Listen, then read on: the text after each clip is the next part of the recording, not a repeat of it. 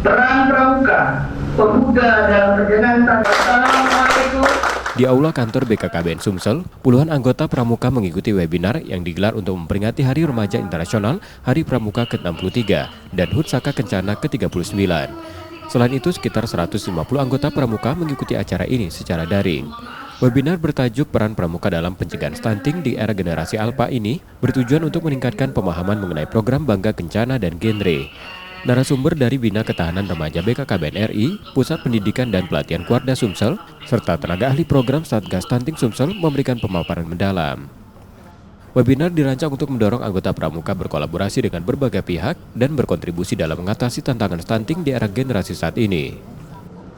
Kita dari Korti Daerah Sumatera Selatan akan memberikan pemahaman edukasi tentang bagaimana sih peran pramuka ini dalam menghadapi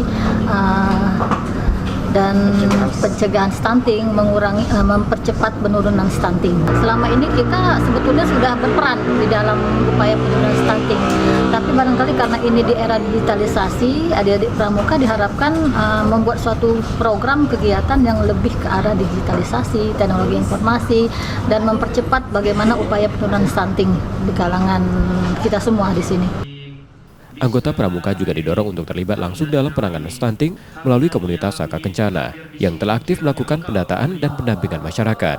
Salah satu peserta menyatakan, webinar ini memberikan bekal berharga untuk peran aktif mereka dalam mencegah dan menurunkan angka stunting.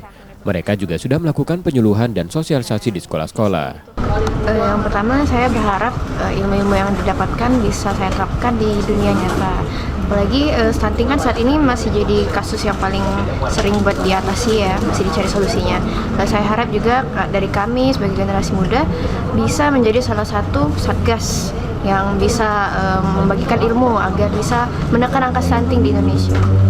Sejauh ini karena pesertanya sudah lumayan banyak dan sasaran kami memang anak-anak remaja, khususnya anak SMA, mereka udah mulai paham tentang istilah-istilah seperti stunting, terus bagaimana sih cara penyuluhan ataupun cara menahan angka stunting tersebut, kayak mungkin perbaikan gizi yang mereka tahu, itu sudah mulai paham. Tahun 2024, Sumsel menargetkan penurunan prevalensi stunting menjadi 14,33% hingga akhir tahun.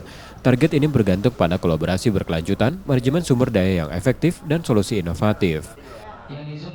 Resi Oktora, Muklas Diferensial, Kompas TV, Palembang, Sumatera Selatan.